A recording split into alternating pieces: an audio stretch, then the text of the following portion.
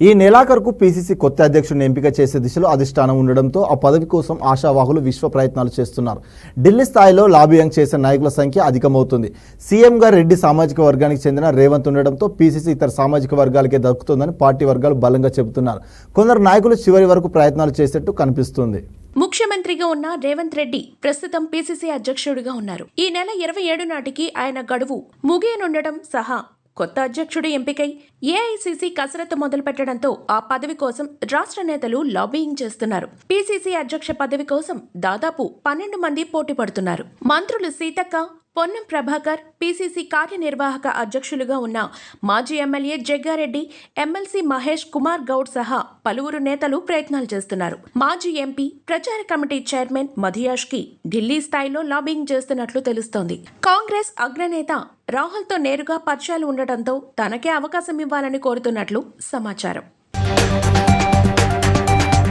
PCC working president గా ఉన్న జగ్గారెడ్డి వారం రోజులుగా ఢిల్లీలోనే మకాం వేసి తన వంతు ప్రయత్నాలు చేసుకుంటున్నారు.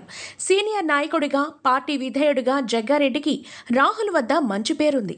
మాజీ MP, working president Anjan Kumar Yadav అవకాశం ఇవ్వాలంటూ సీఎం రేవంత్ సహా ఏఐసీసీతోనూ మంతనాలు చేస్తున్నట్లు తెలుస్తోంది.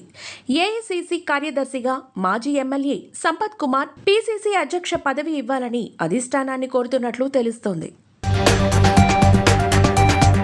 కొత్త రథసారథి కోసం దాదాపు 12 మంది ప్రయత్నాలు చేసుకుంటున్న సామాజిక సమతుల్యత పాటించి పార్టీ అధిష్టానం ముందుకు వెళ్లాల్సి ఉందన్న అభిప్రాయం వినిపిస్తోంది. రెడ్డియేతర సామాజిక వర్గాలకు పీసీసీ అధ్యక్ష పదవి దక్కే అవకాశం ఉందని స్పష్టమవుతోంది. నెలాఖరు నాటికి పీసీసీ అధ్యక్ష పదవి గడువు ముగియడంతో అంతలోపే ఆ ప్రక్రియ పూర్తి చేయాలని ఏఐసీసీ యోచిస్తున్నట్లు సమాచారం.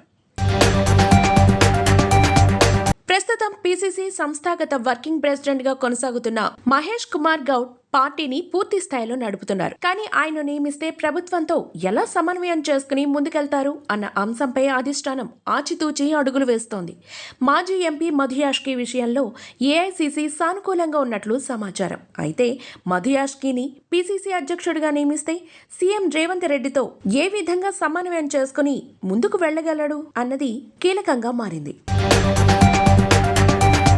ప్రభుత్వంలో అవకాశాలు కల్పించడం, ఎమ్మెల్సీ, రాజ్యసభ సభ్యులుగా పార్టీ నామినేట్ చేయడంలో లబ్ధి పొందిన వారికి తిరిగి పీసీసీ అధ్యక్ష పదవి లేదని ఖరాఖండిగా చెబుతున్నారు. కొత్త రథసారథిని నియమించి పార్టీ కార్యవర్గాన్ని పూర్తి స్థాయిలో ప్రక్షాళన చేస్తేనే రానున్న స్థానిక సంస్థల ఎన్నికల్లో ఆశించిన స్థాయి కంటే ఎక్కువ ఫలితాలు ఉంటాయని పార్టీ అంచనా వేస్తోంది.